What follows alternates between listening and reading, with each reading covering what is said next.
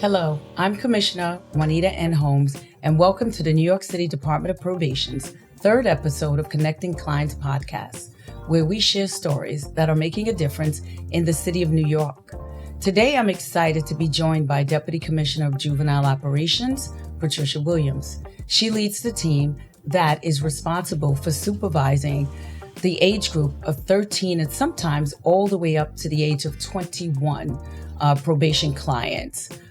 You're probably saying to yourself, 21, yeah, wow, that's pretty high for juvenile, especially even with raised the age, I should say. But if you're designated a felon, you fit in that particular category. So, Patricia, thank you for joining us here today. And please, and first of all, happy anniversary, because today is the first day I believe I interviewed you. Yes. And believe it or not, Patricia interviewed for a different position. I think it was ACO. Yes, I did. Which is over our finance entity. But I recognized that your talent needed to be elsewhere. And I'm very happy that with a re-interview that you accepted to come in under that particular job title. Yeah. So please tell us a little bit about your career, how you started in city government, Yes. and culminating with coming to probation. First and foremost, thank you for having me on this episode. I began my career in New York City in 1996 at ACS. I was a caseworker at that point. I stayed at ACS for over 23 years. The last position I had there was an assistant commissioner of family assessment program. And then I pivoted to Westchester County, which I oversaw their multidisciplinary team, which dealt with sex abuse and fatalities.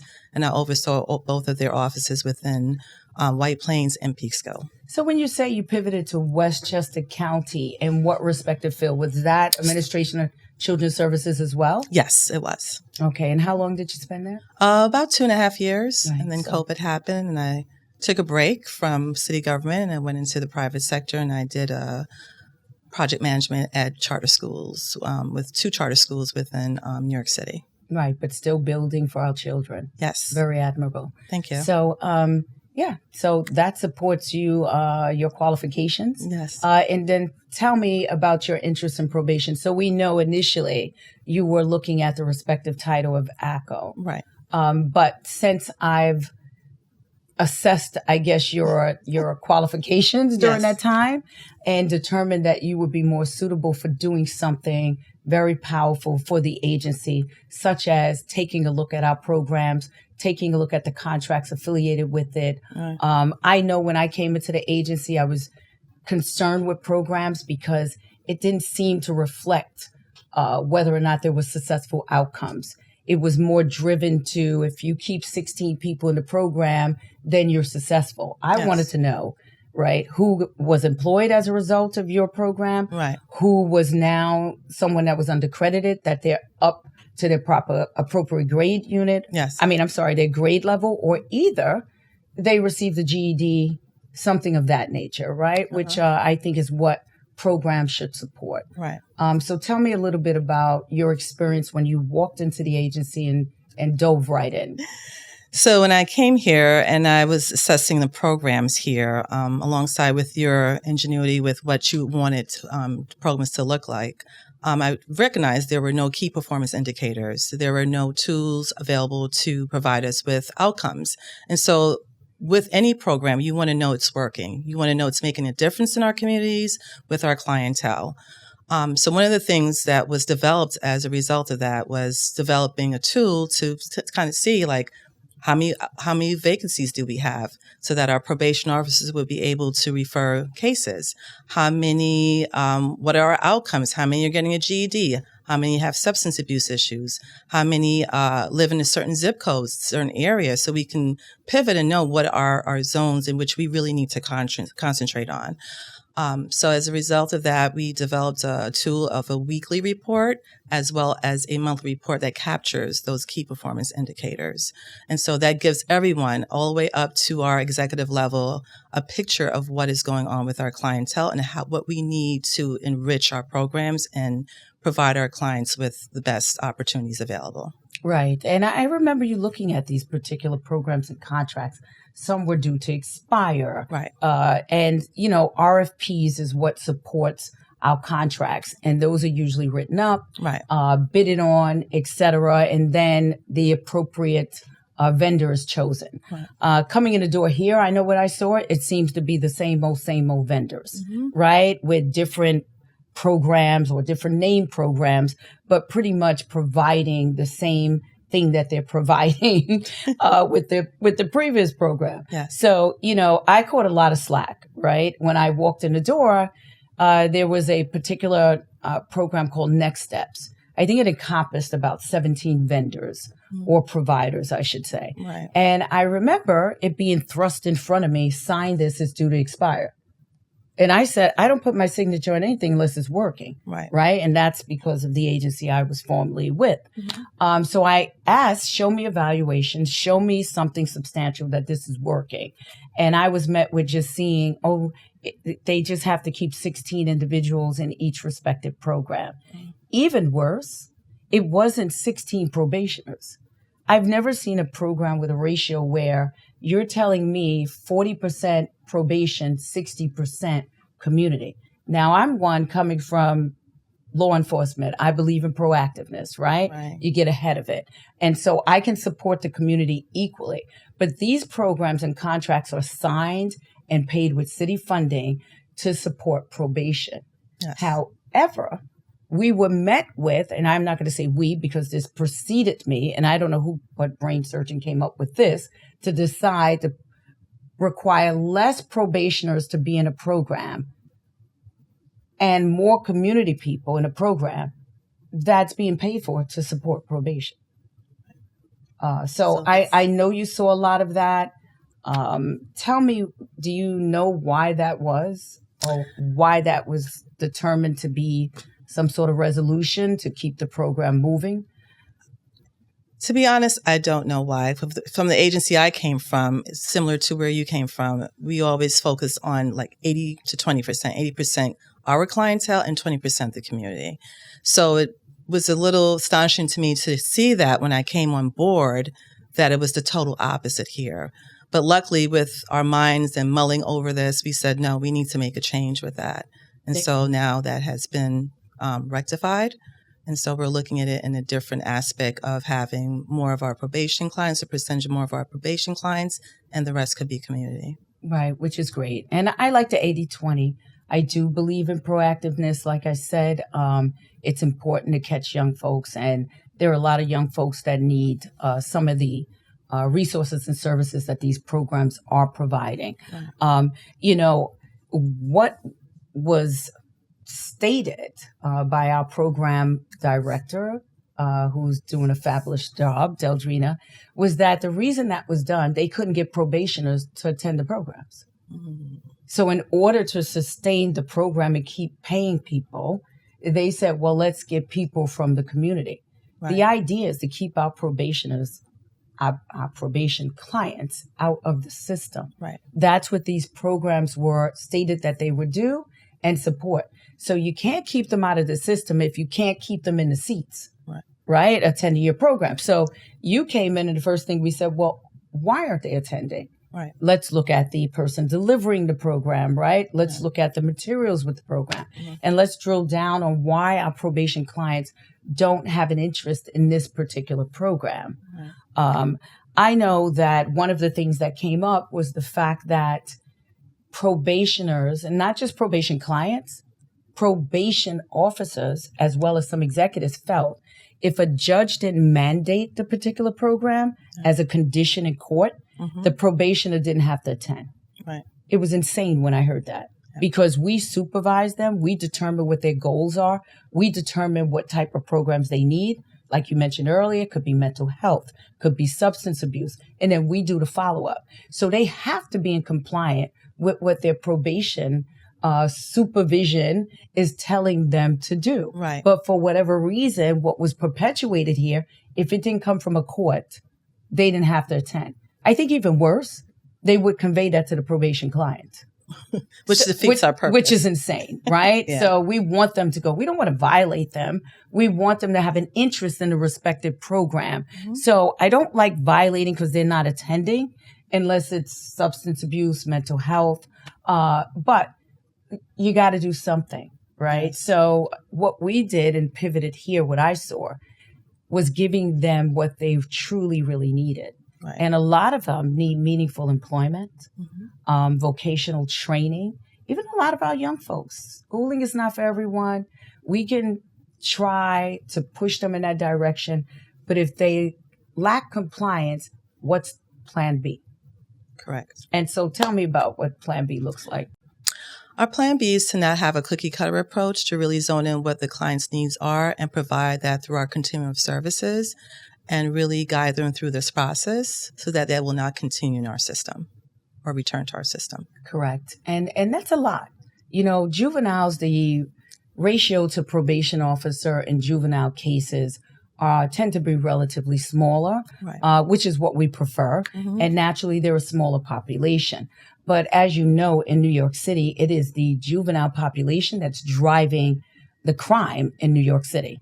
When we look at the numbers that are being reported by the police department, which we take a look at, because naturally that affects our recidivism rate. Correct. And I often say, if we're not reducing recidivism here in probation, then we're not doing our job, right? Because that's our sole purpose for existing. But we want to do it the right way. Originally, numbers were being skewed here, reported differently to reflect lower recidivism until we kind of put forward full transparency after determining that and making sure that we're reporting true numbers. So yes, it does seem to be perpetuating in a negative, trajectory. But with that being said, we are still focused on fighting and reducing that number. But I like it because why? At least I know my true number, right? Yes. Instead of walking in and seeing this small number of recidivism that really wasn't a true number. Right. Naturally, you recently attended a council hearing with us where you spoke up when one of our council members, I believe it was Council Member Lincoln Ressler, referred to the fact that we're cutting programs. He also said I'm one of the worst probation commissioners he's ever met. Yet he was 3 years old when I stepped on the streets of New York City, keeping him and his family, as well as the community of New York City, safe. So I don't know how many commissioners he went through because my predecessor was there 9 years. But let the story be told, we're cutting programs. And I think he references because like I came in with next steps and like I said, thrust in front of my face, it's expiring in 2 days. And, I ended up cutting the program, but I still ended up doing a meeting out of courtesy with those providers. Why? Well, because I thought it was the fair thing to do. They were in place for 9 years, something that morphed out of MOCJ, which is the Mayor's Office of Criminal Justice. And so as a result of such, I felt the true need to meet with them. And in doing so, I was informed in 9 years, no one ever really met with them. I thought that was insane. So how are we properly assessing programs and processes if no one ever met with them? Right. As a result of such, a lot of those particular providers are still very instrumental to a lot of other programs that we have with them. And then also, I think it was another program that got absorbed by the PEG as a result of the migrants. And the mayor said, listen, you got to cut.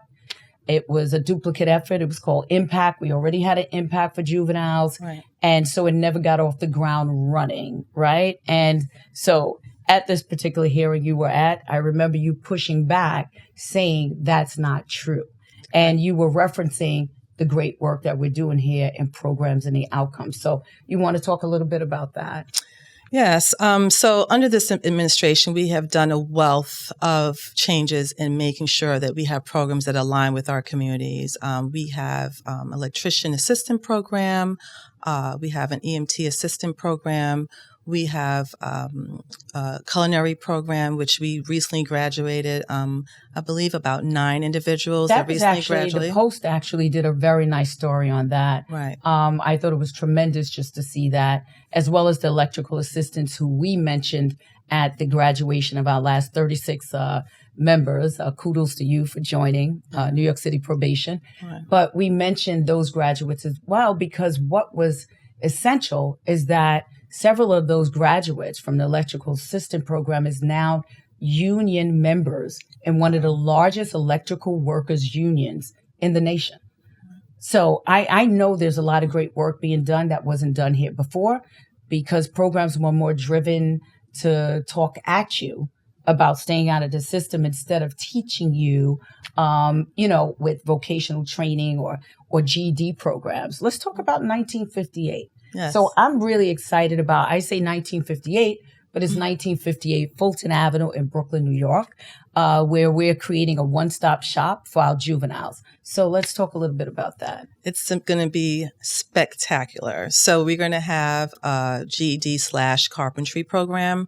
We're going to be able to provide an AI certification program for our young adults. We're going to be able to have different services such as after school. So sometimes kids need a place to do their homework, somewhere comfortable, somewhere where they can develop peer relationships and get assistance with their homework. I like the fact that you bring that up, and only because I remember, I often say when I came into the agency and being in law enforcement 36 and a half years, I never heard of a neon space, right? Which is an area in, I think we have about 7 now, if I'm not mistaken, Yes.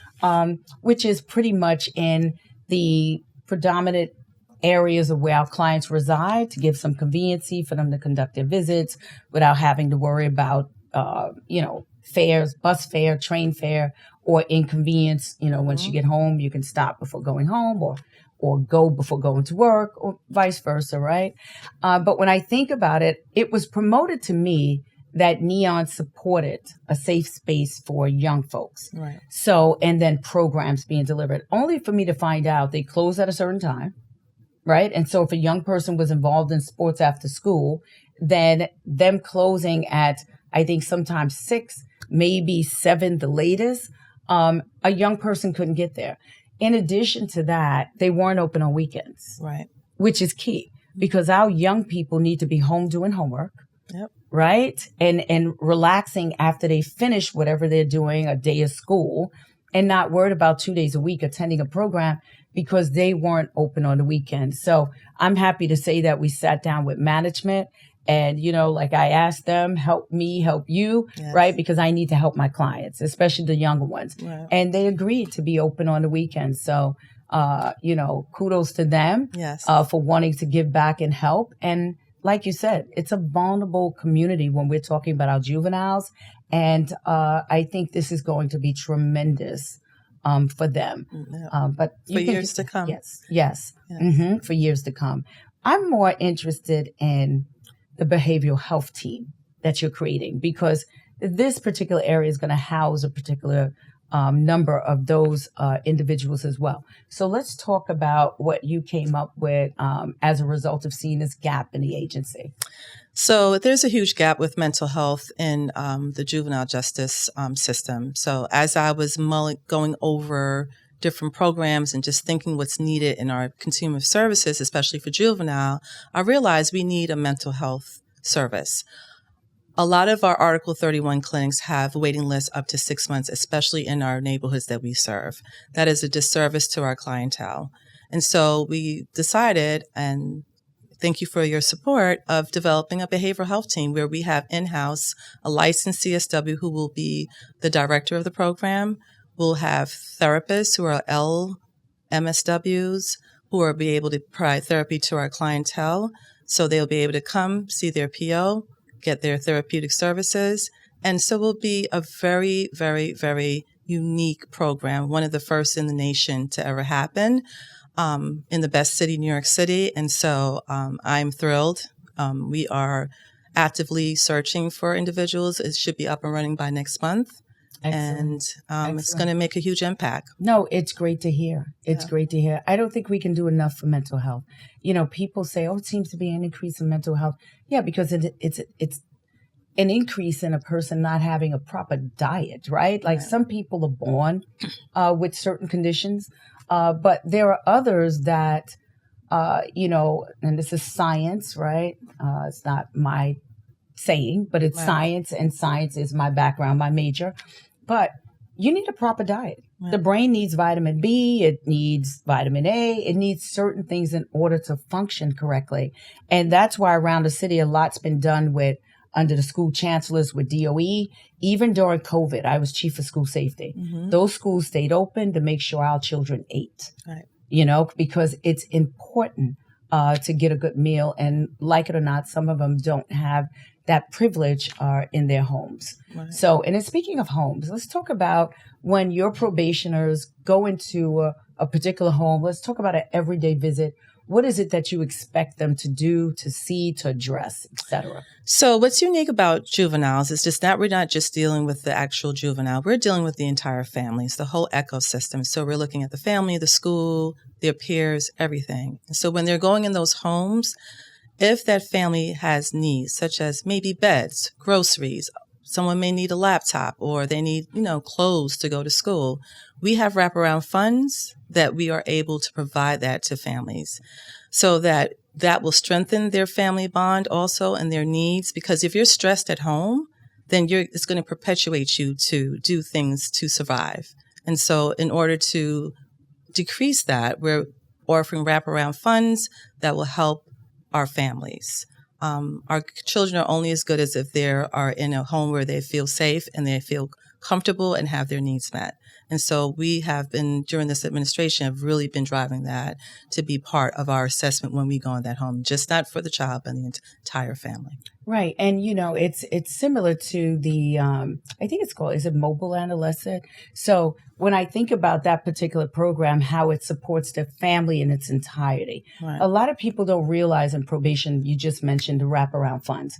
Those funds actually support even cleanliness. Right. If we walk into an environment and they need sheets, they need a coat, they need bed, that's what those funds support. Right. And I believe a lot of it supported and comes from city levy funds, if I'm not mistaken. Right. Which is key. Right. So it's important for our probation officers to know that if in order for you to address this one individual that's under supervision, you're technically addressing an entire household. Because like you said, if they're not getting the proper nutrition, if they don't have a coat to go to school, they're not going to school. Yes. And that's a fact, right?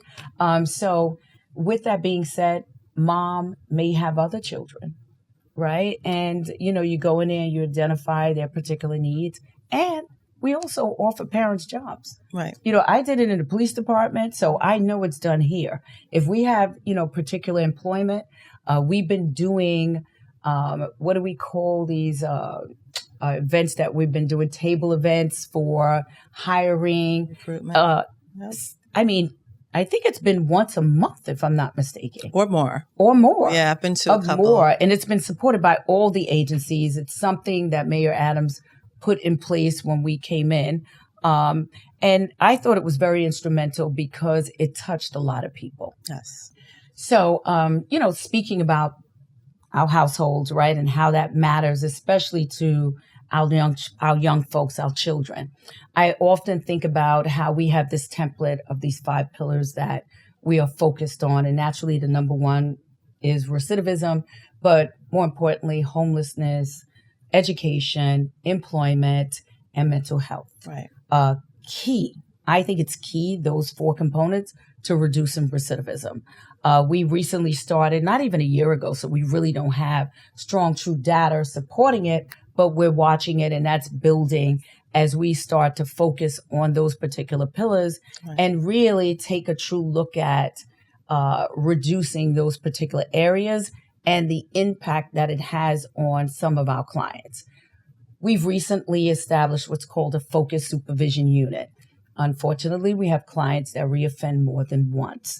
And as a result of such, we want to really put some emphasis on them in a positive way. We want to make sure that those 4 particular pillars is not having an impact on why they're reoffending. We absolutely want to make sure it's not because they're hungry and their family's hungry. Right. But more importantly, I recently added another pillar. So I like to say the 6th pillar, which is peer association, right? Because especially young people, they're so impressionable.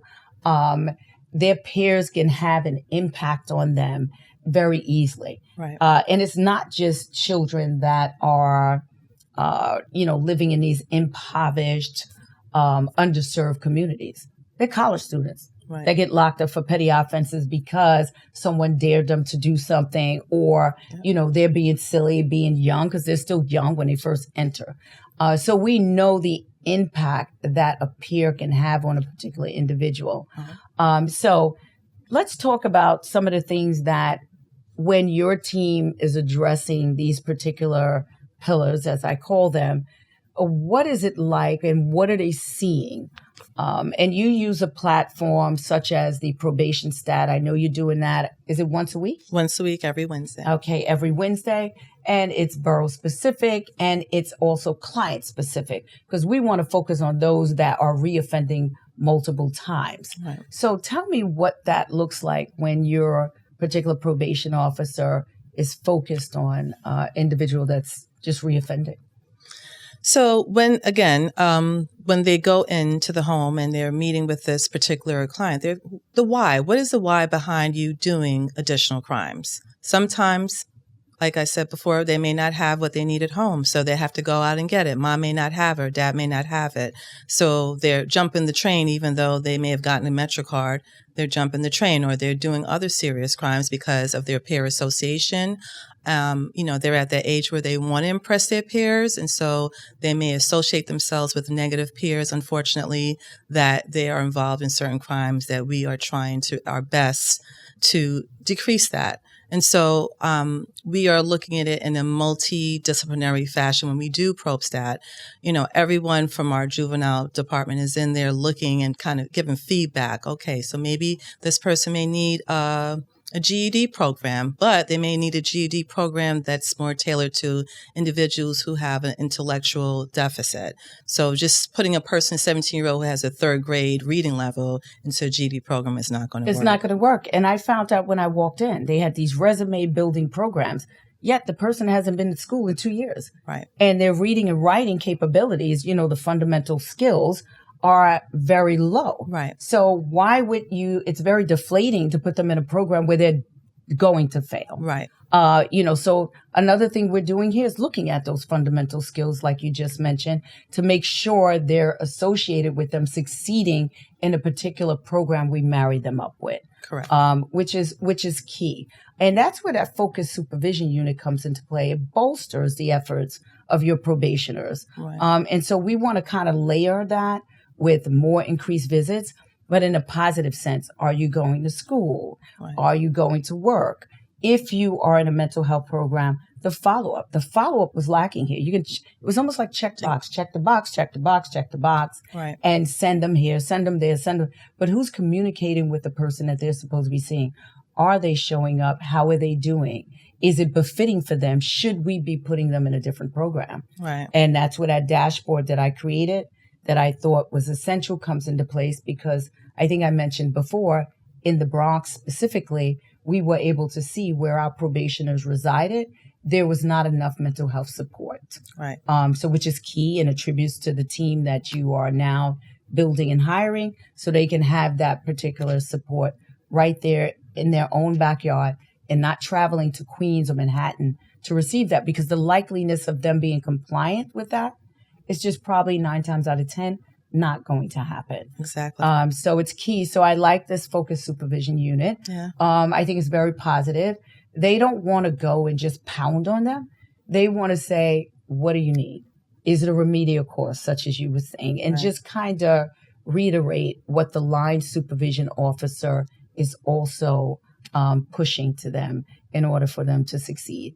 And kudos to you and your team, because your population community is here a lot less time normally right. than the adult population, right? Which can be 5 years and more. Yours can be 12 years, sometimes 18 months, possibly 2 years. Right. We want them to really get out early, right? Yeah. We're hopefully with the hopes of, if they are compliant and doing what they should be doing. But like it or not, we still are always going to have a population that requires extra, guidance, mm-hmm. alternatives to placement. Right. Because I think one of the worst things is seeing a young person remanded. You were formerly with Administration of Children's Services. You were over those particular facilities. Tell us a little bit about the overcrowding and things of that nature. So there's significant overcrowding in our detention centers. And so we play a pivotal role here at probation when we are, supervising our clients in the community so that they will not be remanded and they will not be in facilities that are overcrowded. And peer association there also has a negative impact on their behavior. And it's daunting for a juvenile to be in detention and have to deal with that. So we play such a pivotal role that we don't know and we don't realize. And, this is something that we have definitely spoken about several times under your guidance about how important it is for us to provide services and really supervise our clientele efficiently and effectively. Right. We are now getting ready to put in place electronic monitoring. Yeah. Which is a true alternative to placement for me, right? And it also leveraged the hard work of our probation officers. It really is helpful to be able to see this person is supposed to be going to school. Here's where the school located. Why aren't you there? This person is met with a particular curfew time. Why did you leave the residence? Right. So it's truly supportive to us, as well as supportive to ACS with reducing individuals from being remanded and not having a proper vetting and things of that nature. Right. And hopefully, the last straw, I guess, for lack of a better term, for our clients to really understand that, like it or not, we're going to do all that we can do to ensure that we keep you on the right path. Right. And a lot of judges are very happy about us implementing or soon to implement that. Yeah.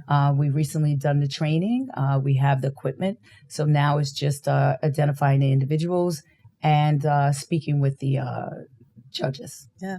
Yeah. So I'm happy about that. This is great. But with that being said, I'm going to thank you again for being our guest on our third episode here at Connecting Clients Podcast. And thank you for the tremendous work that you're doing and for your empathy and caring about our youngest, most vulnerable population. And thank you for your leadership and You're guidance. welcome.